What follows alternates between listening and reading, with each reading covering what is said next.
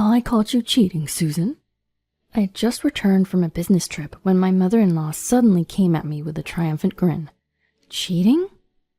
Having no recollection whatsoever, I had no choice but to echo her words. She probably thought I was playing dumb. Her voice got stronger as she continued in a tone as if she were closing in on a culprit. I had a hidden camera set up in the car. Lately I've noticed some things left behind that don't belong to our family. They're men's belongings, and not just once, but several times. I've been suspecting that a man, other than a family member, has been riding in our car. That's why, when you took the dashcam for repair, I was convinced. You tried to cover up evidence under the guise of repair, didn't you? And then you conveniently mentioned going on a business trip. You've been with your affair partner all this time, making sure you won't be caught on the dashcam. But unfortunately for you, I had my own camera set up. I'm sure everything has been captured on it. There are 2 cars at my in-laws' house, and one of them was used by everyone living there, which included me. The car that is for everyone's use is equipped with an interior dashcam that records details of things that take place both on the road and inside the car. My guess is that my mother-in-law had it set up in an attempt to gather evidence of my infidelity. That's why when I sent it for repairs, she immediately assumed that it was to conceal evidence. I was at a loss for words. My mother-in-law has set up a dashcam and has accused me without even bothering to check what she has captured, all to prove her theory of me having an affair. Why does she suspect me to this extent and confidently assert that I'm cheating? It was most likely because I used to work as a hostess at a hostess bar during my college days. My family was not wealthy, and so I worked as a hostess to earn money to pay for my college tuition.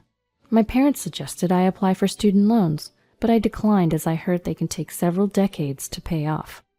Working as a hostess was a good job for a college student.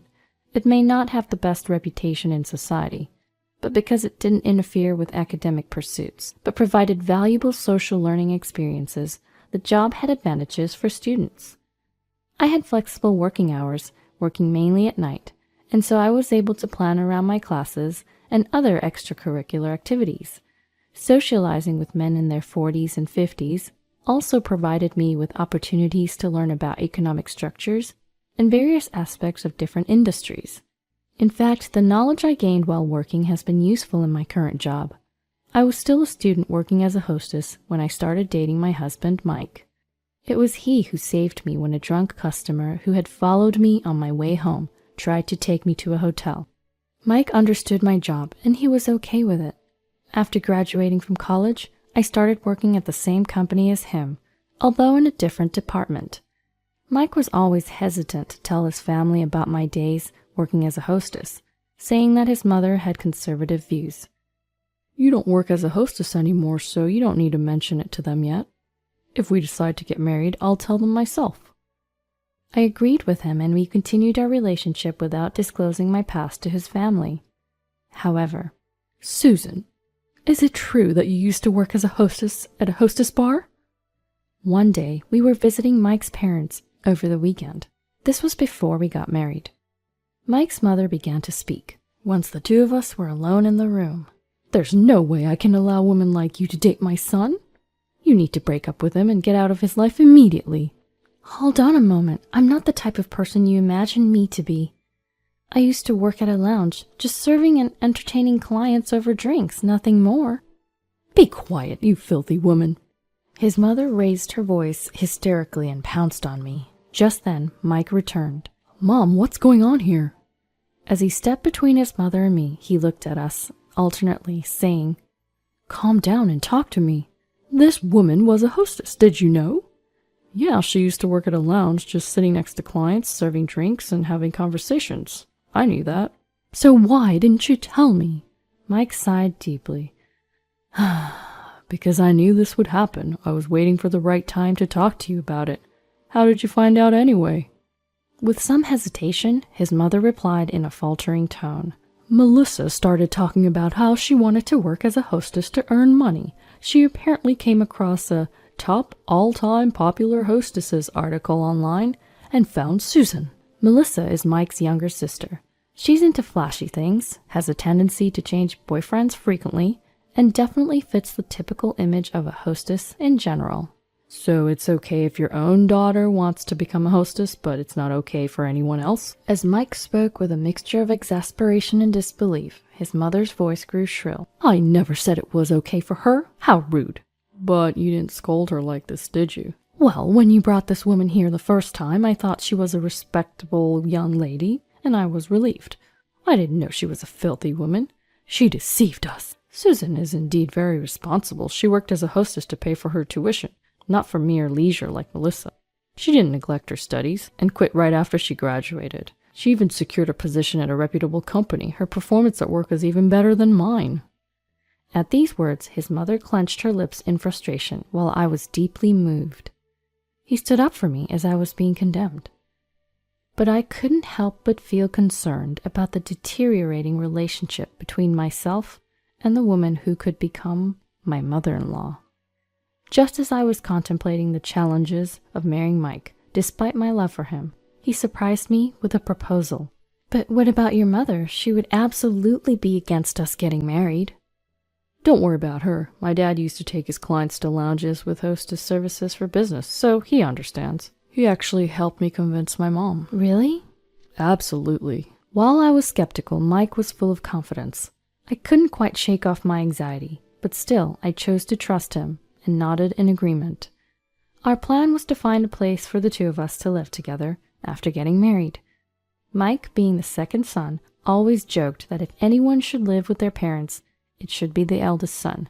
His older brother wasn't married at the time but had a fiancée, and so I naturally assumed they would be the ones to move in with my in-laws.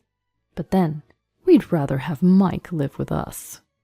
To my surprise, my mother-in-law, who had previously belittled me and criticized me as the filthy woman, was the one who brought up such a proposition. I couldn't fathom her intentions, but since we had already pushed through with the marriage against her wishes, I couldn't refuse. When Mike voiced his worries, asking if I was going to be okay, I confidently assured him that I was going to be fine. Shortly after our marriage, we began living at Mike's parents' house. Our newlywed life consisted of living together with my in-laws and sister-in-law. Melissa had actually gotten married a little before us, but her husband was immediately assigned to an overseas business trip, so she remained at her parents' house. Just like Mike said, my father-in-law was understanding and treated me kindly. It helped that I had experience conversing with older men, so our talks were quite engaging. My mother-in-law didn't seem to approve of that aspect of me either. She's just fooling you, dear. I could hear such backbiting quite frequently. She spread rumors in the neighborhood about me being filthy, and when she saw the designer items I had received during my days as a hostess, she would make snide remarks about my spending habits. At first, Mike and my father-in-law would scold her, but the shrewd woman eventually started to harass me when they weren't around. Hey, since you're so extravagant with your spending, you shouldn't be keeping money around. Just leave it all to me, and I'll manage it for you. She had the audacity to come to my room and say that. It left me dumbfounded. I'm not wasting money. These designer items aren't recent purchases. Plus, if I were to entrust anyone with my money, it would be Mike. You're just deceiving Mike. Even if you gave it to him, you'd just pester him for money and end up spending it all. I should be the one to hold on to it. Besides, the other day, I saw you coming home after drinking with a man. You really have a thing for men. That man was my boss. If you work for a company, it's natural to occasionally socialize over drinks, isn't it? Always making excuses. Just hand over your money to me. I was at a loss for words, but because I'm not someone who spends a lot of money in the first place, it wouldn't inconvenience me much, even if I were to give her a portion of my salary. So I replied, I guess I could give you about half of my salary, but remember, it's my money that you'll be managing, so don't use any of it. How could you say that? You are really rude. That's how I ended up giving half of my salary to my mother-in-law each month. She would come to my room to collect my salary each month, perhaps to keep it a secret from Mike and my father-in-law. Melissa, my sister-in-law, was more favorable towards me. She would approach me in a friendly manner and ask about my days as a hostess, or seek advice on her friendships. I appreciated her being friendly with me, but it wasn't exactly comforting, given that she was far more reckless with her money than me, but never got scolded for it. Plus, I've noticed that she's been occasionally taking and using my personal belongings without permission. In the beginning, she quietly borrowed them and returned them, but eventually, she stopped returning them. My mother-in-law's behavior was escalating as well. She would follow me when I went out on my days off, and if I spoke to a man at all, she would take photos claiming it as evidence of infidelity. She'd show these photos to Mike and my father-in-law, insisting over and over again that I was having an affair and that I should be kicked out. I want to trust you. After being shown evidence of infidelity by my mother-in-law for who knows how many times, Mike spoke to me with powerless words that seemed to contradict his true feelings. But the number of photos my mom brings to me, isn't it excessive? Have you been meeting men behind my back? No way, I interrupted him out of shock. Your mom takes photos of random people I bump into or people asking me for directions. Strangers I absolutely don't know. Yeah, you're right, sorry. Mike's voice lacked energy, and I didn't feel he fully believed me. Melissa would buy into everything my mother-in-law said, often commenting, whether maliciously or not, "Susan, you really have a lot of men wrapped around your finger. That's amazing." Her words seemed to be taking a toll on Mike as well. My mother-in-law's boast about having caught me red-handed came amidst this ongoing tension. I finally got definitive proof of Susan's infidelity. With that, she summoned my father-in-law, Mike, and Melissa to watch the hidden camera footage with her. I knew everyone was suspicious of me. Due to my mother-in-law's outrageous behavior, even Mike started to think I might be cheating. But just as strongly as my mother-in-law insisted on her evidence, I had absolute confidence that I hadn't done anything wrong. And at that moment, only I knew about the shocking footage that was about to disappoint my mother-in-law's expectations greatly. My mother-in-law pressed the play button. Immediately, the inside of a car was projected on the screen. Everyone except me held their breath. What appeared on screen was in fact Melissa, indecently dressed and flirting with a man. That's right, I was the only one who knew about this. The man's belongings that did not belong to the family, as my mother-in-law had put it, were the belongings of Melissa's lover. What? Wait, what's going on? My mother-in-law spoke so fast and pressed the pause button on the remote several times.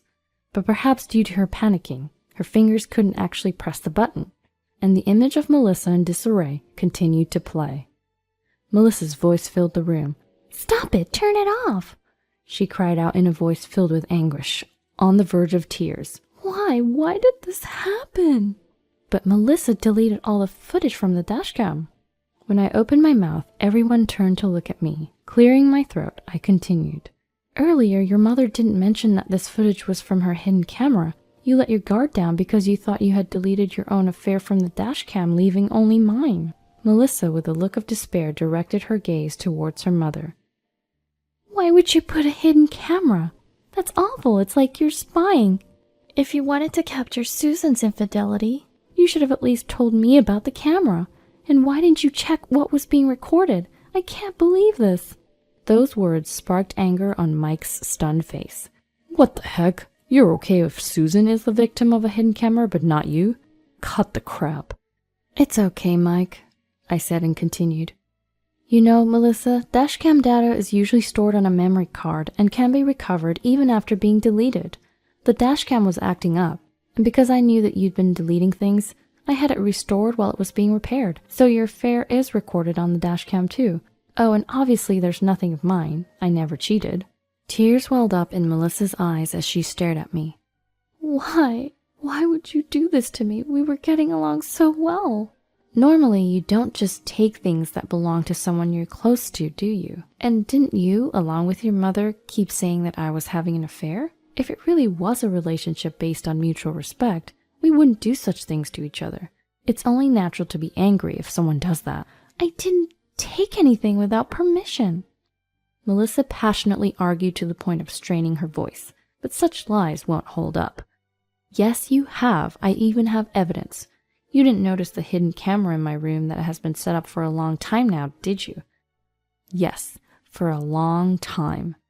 I could see my mother-in-law's body tense up at those words. A smile crept up on my face. Well, it looks like you finally figured it out. It's captured on camera the day you came to my room and accused me of being extravagant with money, demanding that I hand over my salary. I even have footage that shows you coming to my room every month to collect the money. My mother-in-law's face turned deep red. That's because you squander your money. I was just holding on to it for you. So where's all this money you've been holding on to for me? No rebuttal came. My mother-in-law's face remained red, and her teeth clenched in frustration. I know what you were up to. You've been following me every time I leave the house, but I've also been following you when you go out. And you know what? You've been going to male strip clubs, haven't you? Multiple times a week. You needed money for your addiction. Is that true? After all the criticism you gave Susan for working at a hostess lounge, you've been spending all the money at strip clubs? My father-in-law finally spoke up. He looked at my mother-in-law intently, as if pleading with his eyes. She lowered her gaze. Well, it's true in a way. I may have gone there occasionally, but... Susan, can we see the footage from your hidden camera? When my father-in-law spoke, my mother-in-law unleashed her words as if she had been struck.